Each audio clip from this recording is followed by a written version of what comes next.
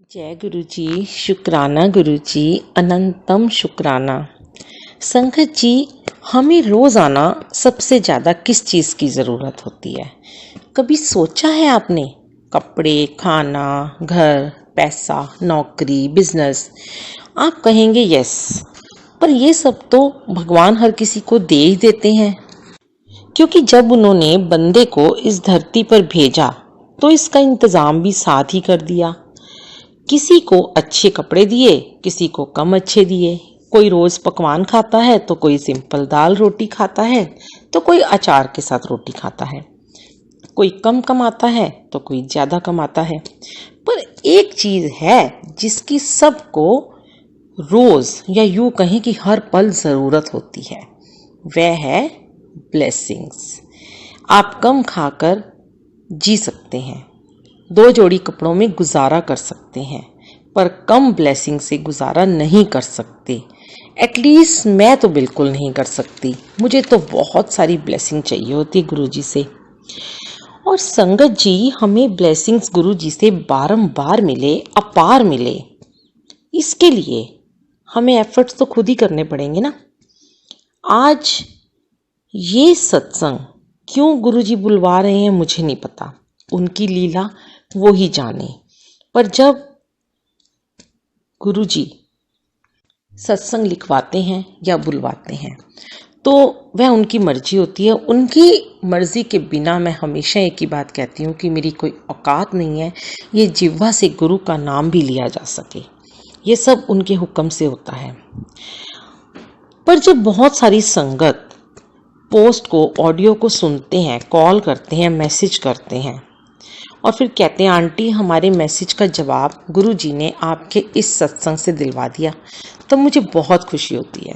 दिल करता है वह सारी ब्लेसिंग्स, सारे मैसेजेस जो मेरे लिए किसी अनमोल खजाने से कम नहीं है, समेट लूं, इन्हें कहाँ रखूं, क्योंकि ये संगत की नहीं, मेरे गुरुजी महाराज के द्वारा दिलवाई गई ब्लेसिंग्स हैं। कई बार तो मैं स्क्रीनशॉट ले लेती हूँ। अभी कुछ दिन पहले मैंने सारे स्क्रीनशॉट को एक वीडियो में बना दिया कि ये कहीं मेरे से खो ना जाए। किसको कब किस काबिल बना दे मालिक, ये तो वही जाने। कल मैं नारंग अंकल का एक सत्संग सुन रही थी। एक 2 मिनट की ऑडियो आई थी ग्रुप में। वह बोल रहे थे कि गुरुजी अक्सर कहते थे एक सत्संग शेयर करते हो तो तुम्हारा एक बुरा कर्म और 100 जन्म कटवाते हैं गुरुजी।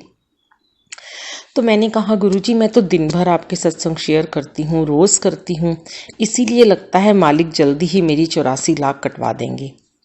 संगत जी, बड़ा आनंद है इसमें, बड़ा सुख मिलता है सत्संग सुनाकर।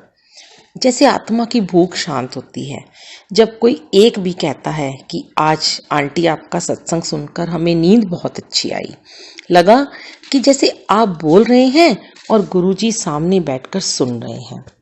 संगत जी, मैं अभी जब यूएसए में आई, ये भी मेरा एक सत्संग था। मेरी बिटिया की डिलीवरी होनी थी 28 फरवरी को और मेरी 12 फरवरी की टिकट बुक थी, पर उसे 28 जनवरी को ही लेबर पेन स्टार्ट हो गए।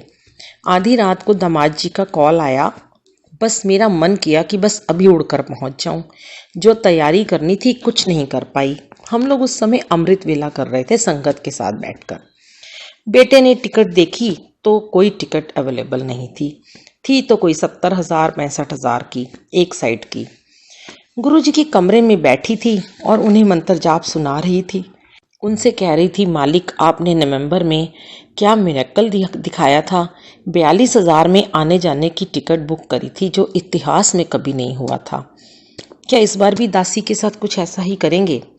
पर इधर जवाई राजा कह रहे थे मम्मा अभी वेट करो, क्योंकि जो टिकट हमने बुक कराई है वो ऑलरेडी 56,000 की है और उसके पैसे भी वापस नहीं होंगे, पता करना पड़ेगा। आप ऐसे करो नेक्स्ट वीक आ जाना, मैं जब तक कर लूँगा मैनेज। पर मेरा दिल रो रहा था। मेरी बड़ी बेटी उसका पहला बच्चा होने वाला था। गुरुजी को लगातार मैं अरदास और जाप कर रही थी। मामू हो ना आप बिटिया के, वह दर्द में है, कैसे करेगी? और आपने प्रॉमिस भी तो किया था मुझसे कि मैं सबसे पहले उस नन्हे रूप को जिसे आप भेज रहे हैं उसके चरण स्पर्श करूंगी, उसका माथा मैं चूमूंगी। ये बातें चल रही थी, मैं क्या बोलती, गुरुजी तो लग गए जुगाड़ करने में। पर हमारी आस्था को वो हर पल परखते हैं संगत जी। बेटा बोला, हर बार थोड़ी ना गुरुजी आपको सस्ती टिकट दिलाकर भेज देंगे। मैंने कहा, जो मर्जी करो, पर मुझे आज ही जाना है। और गुरुजी से लगातार अपना कनेक्शन बना रखा था। बेटा सर्च कर रहा था। फ्लाइट एक दिखी, रात की फ्लाइट थी एयर इंडिया की, डायरेक्ट यूएसए की फ्लाइट थी। 62,000 रुपये सिर्फ एक तरफ का। मैंने कहा, इतनी महंगी टिकट गुरुजी कैसे करेंगे। अगले ही पल एक फ्लाइट दिखी उज्बेकिस्तान की। ताशकंद में उसका 15 घंटे का हॉल्ट था। टोटल 33 घंटे की फ्लाइट थी और टिकट थी 39,000 की। मैंने कहा कि तू इसे फटाफट बुक कर दे। हमने अपने दामाद जी को नहीं बताया और टिकट बुक कर दी। उस समय 10:30 सुबह के बज रहे थे और 1:30 बजे दोपहर की फ्लाइट थी। बोला मेरा बेटा कि मम्मा कैसे इतना लंबा 15 घंटे वहाँ पर रुकोगे। तो मैंने कहा कि नहीं, मैं जैसे भी करके मेरे को जाना है आज, जल्दी करो। तो मेरे वहाँ पे बहुत ठंड थी यूएस में, बेटी ने बताया था। मैंने जल्दी जल्दी 2 सूटकेस में बहुत मोटे मोटे सर्दी के कपड़े डाले, जो मुझे समझ में आया, क्योंकि मेरी छोटी बेटी ने भी 18 फरवरी को आना था वहाँ। सोचा बाकी सामान उससे मंगा लेंगे। और 1:30 बजे दोपहर की फ़्लाइट के लिए मेरे अंकल मुझे लेकर निकल पड़े। टाइम पर मैं वहाँ पहुँच गई और मैंने फ़्लाइट पकड़ ली। अब घर को अस्त व्यस्त ऐसे ही छोड़ गई थी। फ़्लाइट में खाना भी बुक नहीं कर पाए थे, पूरा नॉनवेज था। मैंने कहा, गुरुजी देख लो, आप भी मेरे साथ आज भूखे ही रहोगे क्या। तब केबिन क्रू आया। उसने मेरे लिए एक थाली भेजी जिसके अंदर फ्रूट्स थे, ब्रेड बटर था, रसगुल्ला था, सैलेड था, नॉनवेज कुछ भी नहीं था। वाह वाह गुरुजी, बड़े मज़े से हम दोनों ने खाया। अब जो उज्बेकिस्तान में हुआ, जहाँ मेरा हॉल्ट था, वह सत्संग मैं YouTube में उज्बेकिस्तान सत्संग के नाम से ऑलरेडी डाल चुकी हूँ। मुझे अभी उसका पार्ट नंबर याद नहीं है। वो सत्संग आपको ये फरवरी के मंथ का मिलेगा, उज्बेकिस्तान लिखा हुआ उसके ऊपर। बहुत प्यारा सत्संग है, आप ज़रूर सुनिएगा कि वहाँ गुरुजी ने कैसे उस हॉल्ट में भी सत्संग करवाया था सारे मुस्लिम लोगों को हाजिरी लगवाकर। अब अमेरिका पहुंची, अजान हमारा आ चुका था, पर गुरुजी की महिमा तो देखो। अब 1 महीना पहले प्री मैच्योर बच्चा था तो उसे रूम में शिफ्ट नहीं किया। गुरुजी की लीला, कितना ध्यान रखते हैं मालिक अपनी संगत का। मैं सीधी हॉस्पिटल पहुंची। वहां जाकर अजान मेरी गोद में आ गया और मैंने उसके चरण चूमे, माथा चूमा। इसी बीच ये बताना भूल गई कि एडिसन मंदिर के त्रिलोकी अंकल ने मेरे लिए एक बहुत बड़ी सेवा की। मुझे कैब का अरेंजमेंट करके वहाँ पर एयरपोर्ट पे मेरे लिए कैब भेजी, क्योंकि हमारे दामाद जी बिल्कुल अकेले थे और हॉस्पिटल में थे। वे भी गुरुजी ही थे जिन्होंने ये कृपा की। कोई कष्ट नहीं होने देते, अपनी संगत को फूलों की तरह लेकर आते हैं। अब देखिए बात कहाँ से शुरू हुई थी, कपड़ों से। अब मैं घर में पहुंची तो अंदर हीटर ऑन थे, बाहर भयंकर ठंड, बहुत गर्मी अंदर। जो कपड़े लाई थी वह तो मोटे मोटे सर्दी के थे, उनको पहनती तो खुजली शुरू हो जाती।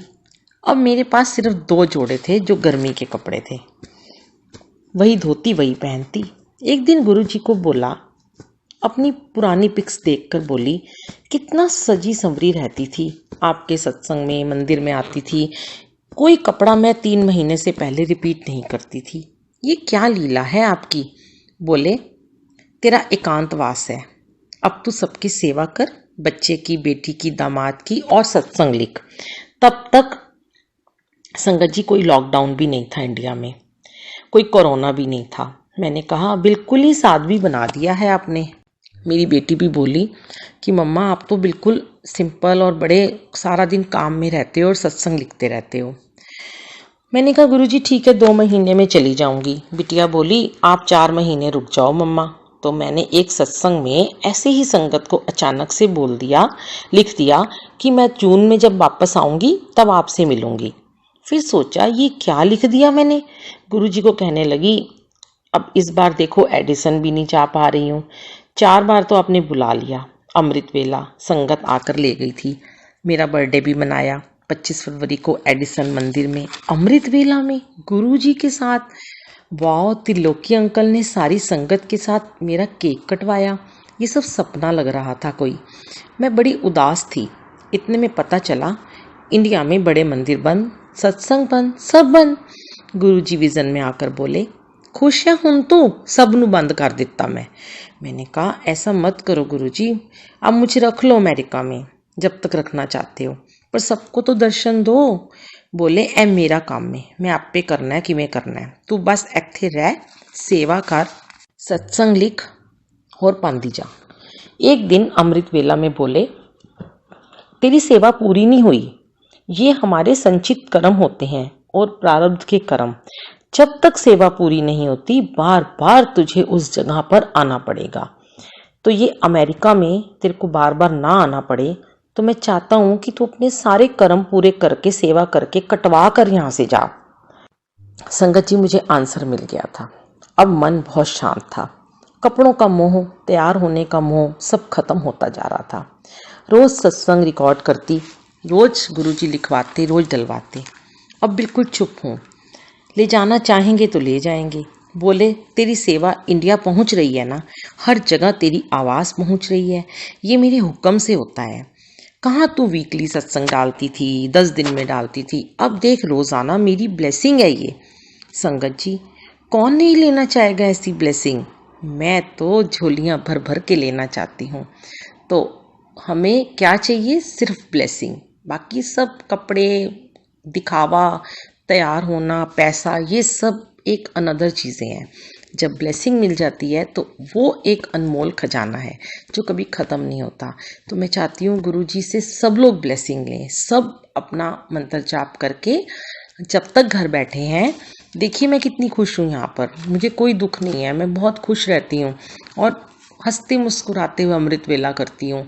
आजकल मैंने रात को 12 से एक अमृत वेला स्टार्ट कर दिया है। तो आप भी आराम से बैठ के घर में अमृत वेला और मंत्र जाप करके गुरुजी से अपना डायरेक्ट कनेक्शन बनाएं। और गुरुजी आपसे भी ज़रूर बात करेंगे। तो बस मैं यही कहना चाहती हूँ कि गुरुजी सबको ब्लेस करें। जय गुरुजी, शुक्राना गुरुजी। जय गुरुजी, शुक्राना गुरुजी, अनंत